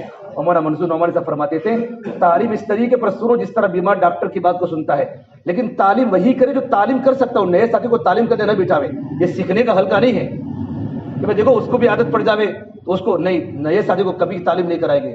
ہمارا پورا ساتھی تعلیم کو برابر کر سکتا وہی تعلیم کی کتاب پڑھے گا. جس کو سیکھنا ہو، تعلیم کا سیکھنا انفرادی عمل ہے. فضل اعمال کا روزانہ کا مطالعہ یہ انفرادی عمل ہے. 8 عمل میں تعلیم کرنے والا ساتھی تعلیم چوکنا ہو کر کرے، تقریر نہ کرے، حدیث کو 3 بار پڑھے، فائدے کو پڑھے اور ساتھیوں کو متوجہ کر کے تعلیم پڑھے. اور تعلیم کے دوران بھائی تعلیمی گشت ہو. اور تعلیمی گشت میں کیا نیت کریں گے؟ یہ نیت کر کے ہم جائیں گے کہ اللہ کے نبی صلی اللہ تبارک و تعالیٰ علیہ وسلم جو علم اور جو دین لے کر آئے تھے اس علم اور اس دین پر مجھے یقین کیسے آ جائے. اس طرح ہمارا تعلیمی گشت ہوگا. تعلیم میں 3 ہمارے پارٹ ہے. پہلے میں کیا ہوگا؟ قرآن کریم کا حلقہ ہوگا. ہم 10 صورتوں کا دور نہیں کریں گے بلکہ قرآن کریم کے سیکھنے کا حلقہ ہے. وقت پورا ہو جاوے تو عشاء کی نماز کے بعد جب بھی ہمارا اجتماع عمل پورا ہو جاوے ہمارے پاس علماء ہے، علماء کے پاس ہم قرآن کریم کو سیکھیں. یتیم بیرون کی جماعت کی کارگزاری آتی ہے کہ ہمیں نورانی قاعدہ ہمارا پورا ہوا، 4 پارے ہم نے حفظ کیے آخر کے دن ہم نے امتحان دیا اور سارے امتحان میں کامیاب ہو گئے۔ بیرون میں ساتھی 8 ہوتے ہیں اور کتنی محنت وہاں ہوتی ہے، تب جا کر ساتھی حافظ قرآن بن کے آتے ہیں، 5 پاروں کے حافظ بن کے آتے ہیں، قرآن کریم سیکھ کر آتے ہیں۔ ہمارا وقت میرے بھائی اعمال کے لگنے میں اور سیکھنے سکھانے میں ہو، کریں گے انشاءاللہ۔ اور سیدھا اور نمبر 3 ہم 6 صفات کا موٹا موٹا مذاکرہ کریں، ہر ساتھی کو کھڑا کر کے 6 صفات کا مذاکرہ کریں۔ 6 صفات ہماری زندگی کا، 6 صفات یاد کرنا مطلب نہیں ہے، 6 صفات بولنے کے لیے بھائی 6 نمبر ہے، گنانے کے لیے 6 باتیں ہیں، اور زندگی میں لانے کے لیے کیا ہے بھائی 6 صفات ہے۔ وہ 6 صفات بھائی پورا دین نہیں ہے، بلکہ دین پر چلنے کے لیے 6 صفات اگر زندگی میں آئیں گے تو دین پر چلنا کیا ہوگا، آسان ہوگا۔ پھر اللہ کے راستے کے نکلنے کے زمانے میں ہمارا وقت دعوت میں لگے، ہمارا وقت عبادت میں لگے، ذکر و عبادت میں۔ ہماری 24 گھنٹے کی زندگی ہماری غفلت سے نکل کر اللہ کے ذکر میں گزرے، ہر اطاعت کرنے والا ذاکر ہے۔ ہم غفلت سے زندگی نہ گزارے، بلکہ اللہ کے راستے کے نکلنے کے زمانے میں اپنے وقت کو وصول کرے، نظام الاوقات بناوے۔ اجتماع عمل پورا ہوگا، میرے پاس وقت ہے ملاقاتوں میں نکلوں، ابھی ملاقات نہیں ہے تو اپنا وقت ذکر و اذکار میں لگاؤ۔ عبادت میں سب سے بڑی عبادت فرض نماز کی پابندی ہے۔ اللہ کے راستے کے نکلنے کے زمانے میں ہم جماعت کی نماز کی پابندی کریں گے، تکبیر اولیٰ کی پابندی کریں گے، با جماعت پابندی کریں گے۔ 40 رکعت 40 دن کے نمازوں کے کتنے بڑے فضائل ہیں تکبیر اولیٰ کی پابندی کے، بات سمجھ میں۔ اور ہمارے تمام ساتھی پہلی صف پہ نماز نہیں پڑھیں گے، کچھ ساتھی پہلی صف میں پڑھیں گے، کچھ ساتھی دوسری، کچھ ساتھی تیسری، کیوں؟ تاکہ جب جماعت ہو جاوے، اور بہت سے لوگ پہلی صف کے پابند ہوتے ہیں، جس کا اعلان ہو، جس کی بات ہو، وہ آگے بیٹھ جاوے، باقی ساتھی متفرق نماز پڑھے، ٹیک لگا کر نہ بیٹھے، بلکہ صفوں کے اندر بیٹھے، اور جیسے ہی نماز کھڑی ہو جاوے اور پہلی صف خالی رہے تو ہمارے ساتھی پھر آگے ہو کر سب کو مکمل کریں۔ اور تمام کے تمام ساتھی اذان کے پہلے وضو سے فارغ ہو جاوے۔ بعض 4-5 نل ہوتے اور ہماری جماعت 15 کی ہوتی ہے، مقامی ساتھی کو پتہ ہے کہ 5 منٹ باقی ہے، دکان سے نکلتے ہیں، میں وضو کروں گا، مجھے نماز مل جاوے گی، بیچارہ مسجد کے اندر آیا تو ہم لوگ وضو کر رہے ہیں، اب اس کی رکعت چلی گئی، تو وہ جماعت سے مطمئن ہوگا کہ متنفر ہوگا۔ یہ لوگ آتے ہیں مسجد میں رہ کر بھی وضو نہیں کرتے، ہمارا وقت ہوتا ہم کاروبار سے آتے ہیں 5 منٹ لے کر، اور وضو کرتے وقت ان کو جگہ نہیں ملتی تو لوگ جماعت سے بدزن ہو جاتے ہیں۔ ہمارے تمام کے تمام ساتھی اذان کے پہلے وضو وغیرہ سے فارغ ہو کر جب بستی والے مسجد میں انٹر ہو تو تمام ساتھی اعمال میں لگے ہوئے ہو، کوئی قرآن کی تلاوت میں، کوئی اللہ کے ذکر میں، کوئی دعا میں، اس کا بہت بڑا اثر پڑتا ہے۔ کریں گے انشاءاللہ۔ تو 5 وقت کی نماز کے بعد ذکر، 3 تسبیحات کی پابندی ہمیں کرنی ہے، فجر کی نماز کے بعد اور عصر کی نماز کے بعد۔ اگر کوئی اجتماع عمل ہو تو تسبیح کو مؤخر کرے، ظہر کے پہلے فجر کی تسبیح کو پوری کر لے، اور عصر بعد کی تسبیح کو عشاء کے پہلے مؤخر پوری کر لے، اور پوری کر کے ہی سوے۔ رات کو سوتے وقت ہم محاسبہ کریں کہ میرے جو 8 اجتماعی اعمال، 8 انفرادی اعمال ہیں، 16 اعمال میرے پورے ہوئے کہ نہیں ہوئے۔ اگر پورے ہوئے تو اللہ کا شکر ادا کرے، آگے کی ترقی مانگے اللہ سے، اگر نہیں پورے ہوئے پورے کرنے کی کوشش کریں گے انشاءاللہ۔ اور نمبر 3 ہمارا وقت اللہ کے راستے کے نکلنے کے زمانے میں، ایک تو موقع محل کی دعا، ضرورت پوری کرنے کے پہلے، ضرورت پوری ہونے کے پہلے مصنون دعاؤں کا اہتمام کرنا ہے، تسبیحات کی پابندی، قرآن کی تلاوت کا اہتمام۔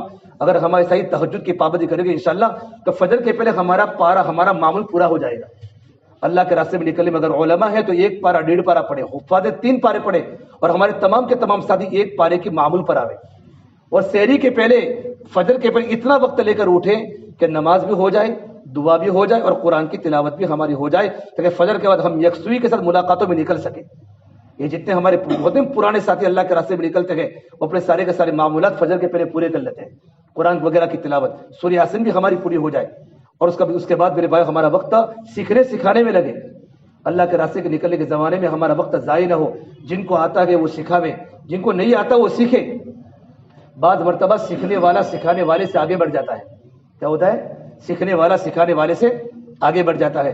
میاں جی نون محمد میوات ایک بزرگ گزرے نظام الدین میں، وہ فرماتے تھے کہ ایک بار میں جماعت لے کر گئے میوات کی، تو ایک میوات کا ساتھی بہت بڑا پابند تھا، مجھے سارے اعمال کی پابندی کی، بہت سی دعائیں سیکھی، تو مجھے کہا حضرت مجھے صلاح و تسبیح کی نماز سکھاؤ، لمبی نماز۔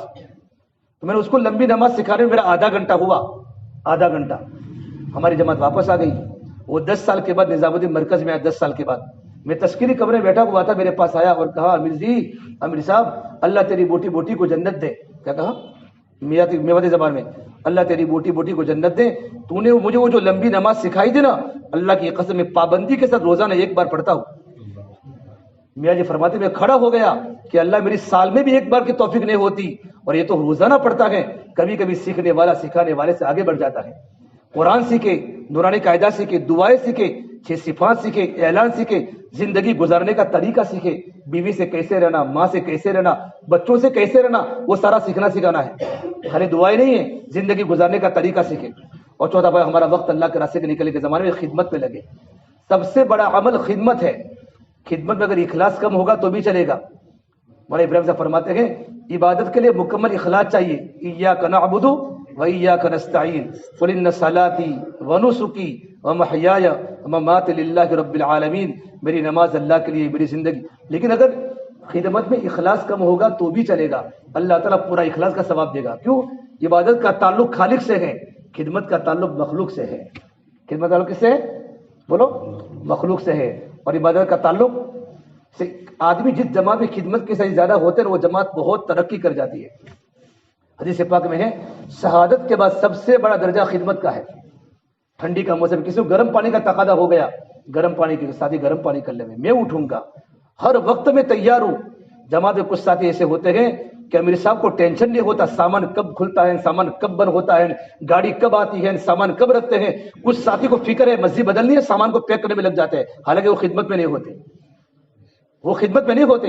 ایسے ساتھیوں کو دیکھ کر امیر صاحب کی دل کی دعا لگ جاتی ہے. کتنا بڑا کام جماعت میں ہو جاتا ہے. یہ ساتھی خدمت میں آگے رہے. خدمت کا بہت بڑا عمل ہے. خدمت ضرورت کے لیے بلکہ خدمت تو تربیت کے لیے ہے. جو خدمت کرے گا اللہ پاک اس کی کیا کرے گا؟ تربیت کرے گا. اللہ کے نبی کے زمانے میں ایک جنازہ آیا. آپ نماز جنازہ پڑھانے آگے کھڑے ہوئے. حضرت عمر نے روکا کہ آپ نماز جنازہ مت پڑھو، ہذا منافق ہے. تو آپ نے پوچھا تمام صحابہ کرام کو اس مرنے والے کا کوئی عمل دیکھا ہے آپ نے؟ تو معاذ بن جبل کھڑے ہوئے، لبیک یا رسول اللہ، یہ اللہ کے مجھے پتہ ہے یہ مرنے والے کا عمل میں نے دیکھا ہے. ہماری جماعت اللہ کے راستے میں تھی، جنگلوں کا سفر تھا، پیدل سفر تھا، اندھیرا ہو چکا. تو میری جماعت کا یہاں قیام کرنا ہے، لیکن چوری کا خطرہ ہے، ڈاکو کا خطرہ ہے. کون پوری رات جماعت کی چوکیداری کرے گا؟ تھکر نکلے ہیں، تھکر. کون چوکیداری کرے گا؟ سب کو سونے کا تقاضا ہے. تو مرنے والے نے یوں کہا تھا میں پوری رات جاگوں گا، تم سو جاؤ. آپ نے کہا صفے بناؤ، اور آپ نے صفے بنائی اور آپ نے نماز جنازہ پڑھائی. پھر فرمائے مرنے والے تیرے بارے میں کچھ لوگوں کا گمان ہے کہ تو جہنمی ہے، تیرا نبی یوں کہہ رہا ہے کہ تو جنتی ہے کہ تو نے اللہ کے راستے کے نکلنے کے زمانے میں خدمت والا عمل کیا ہے. خدمت کرنا ہے، امیر کی خدمت کرنا. امیر کی خدمت کا مطلب کیا ہے؟ پیر نہیں دبانے. امیر کی خدمت کا مطلب یہ ہوتا ہے میرے بھائیوں کہ امیر جن فکروں کے ساتھ جماعت میں چلتا ہے تمام ساتھی ان فکروں میں کیا دے؟ ساتھ دے. بستی والوں کی خدمت کرے، ساتھیوں کی خدمت کرے، ساتھیوں کے کام آوے. گاؤں والوں کی خدمت کرے. مودی صاحب جھاڑو مار رہے ہیں، ساتھ میں کھڑے ہو جائے، میں چاہوں میں تمہارے ساتھ جھاڑو مارتا ہوں. یوں نہ کہ یہاں سے بھی مارو یہاں سے بھی مارو. مودی صاحب کو آرڈر نہ کرے. بعض لوگ تو آرڈر کرتے ہیں، بلکہ ہم ساتھ دیں. الیکٹرک کا کام مسجد کے اندر ہو رہا ہے، بس ضرورت ہے، مجھے آتا ہے، میں آپ کے ساتھ میں کام کراتا ہوں. نل ٹوٹ گیا ہے، بغیر پوچھے نل نہ لگاوے. اگر وہ لگا رہا تو ساتھ میں ساتھ دیں. اللہ کے راستے کے نکلنے کے زمانے میں دخل اندازی مسجد کے کاموں میں بالکل نہ کرے. احتیاط کرے. لیکن کوئی کر رہا ہے پھر مجھے آتا ہے میں آپ کا ساتھ دوں، ورنہ غلط ہوگا تو پورا تم پر آئے گا. وہ تو فوراً چھوٹے گا. مقامی صاحب میرے نہیں تو یہ آنے والے جماعت نے کیا ہے. اللہ کے راستے کے نکلنے کے اصول ہے، اصول. ان اصولوں پر ہم چلیں گے، کریں گے انشاءاللہ. اور میرے پاس وقت ہو چکا ہے. اللہ کے راستے کے نکلنے کے زمانے میں بہت ساری باتیں ہوتی ہیں. نکلنے کے زمانے میں ہمارے ساتھی میرے بھائیوں 4 کاموں سے اپنے آپ کو بچاوے. ایک تو سوال کرنے سے، سوال زبان سے بالکل نہ کرے. دل کا سوال ہوگا تو زبان پر سوال آئے گا. آئے بات سمجھ میں؟ زبان کے سوال سے، دل کے سوال سے. کہتے ہیں روٹی کہاں ملے گی؟ امیر صاحب کو پتہ بھی نہیں ہوتا، ساتھی پوچھتے ہیں روٹی کہاں ملے گی؟ وہ سوال ہے، وہ سوال ہے. آئے بات سمجھ میں؟ اس اشارتن کنایتن بھی سوال نہ ہو. بلکہ یہاں تک ہم نے اپنے بڑے سنا میاں جی عظمت علی سے کہ جب کوئی تمہارے کھانے کی دعوت کرے نمک بھی ساتھی سے مت مانگو. ایک بار کسی ساتھی نے نمک مانگا، اس نے پہلی مرتبہ کھانے کی دعوت کی، اس نے اپنی بیوی کو اتنا مارا کہ تو نے نمک کیوں جماعت کھانے میں کم ڈالا تھا. سے بڑوں نے جو اصول بنائے، ایک ایک اصول بنانے کے لیے مولوی صاحب کے منو مناسو گرے. اللہ کے راستے میں نکلنے میں زمانے میں ساتھی بہت احتیاط کرے. زبان کا سوال ہے، دل کا سوال ہے، فضول خرچی ہے. اللہ نے کسی کو پیسہ دیا ہے. ہماری جماعت ابو ہریرہ بھی ہوں گے اور عبدالرحمن بن عوف بھی ہوں گے. ہماری جماعت بلال بھی ہوں گے، عثمان ذی النورین بھی ہوں گے. کوئی مالدار بھی ہوگا، کوئی غریب بھی ہوگا. فضول خرچی نہ کرے، فضول خرچی نہ کرے. اللہ نے دیا تو ساتھیوں پر خرچ کرے. خرچ کرو گے اللہ تم پر خرچ کرے گا. اللہ نے دیا، خرچ کرنے کا موقع ہے. ایک خرچ کرو گے 7 لاکھ روپے آپ کو اللہ پاک دے گا، 7 لاکھ کا اجر دے گا. لیکن ہم خرچ کرتے رہے اور غریب ساتھی بیچارہ وہاں تڑپتا رہے، مناسب نہیں ہے. اسراف نہ کرے. اسراف کرنے والا شیطان کا بھائی ہے. ایک ہوتا ہے اسراف، ایک ہوتا ہے تبذیر.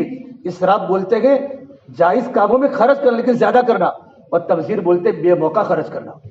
یہ تو ان المبذرین کانوا اخوان الشیاطین. اور میں چوتھی بات فرمائی، کسی بھی ساتھی کی چیز کو بغیر اجازت کے نہ لے. ٹوپی نہ لے لے، رومال نہ لے لے، بہت احتیاط کرے. اس کا برش نہ لے لے، اس کی کتاب نہ لے لے. کوئی چیز لینا ہو تو اس کو پوچھ کے لے. بغیر تقی صاحب فرماتے ہیں بغیر رضامندی کے دوست ہوتا ہے، بعد میں ایجاد دے دیتا ہے لیکن دل راضی نہیں ہوتا.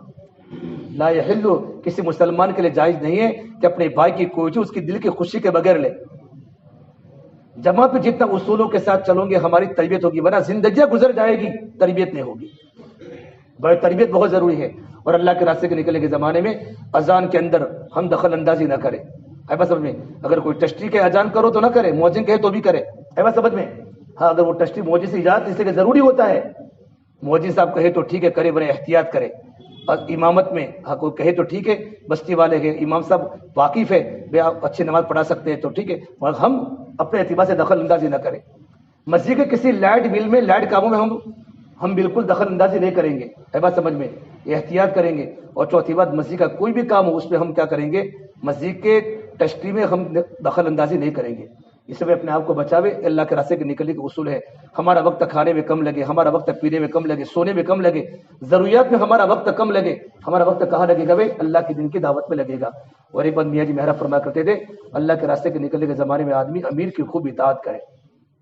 امیر کی اطاعت بہت ضروری ہے.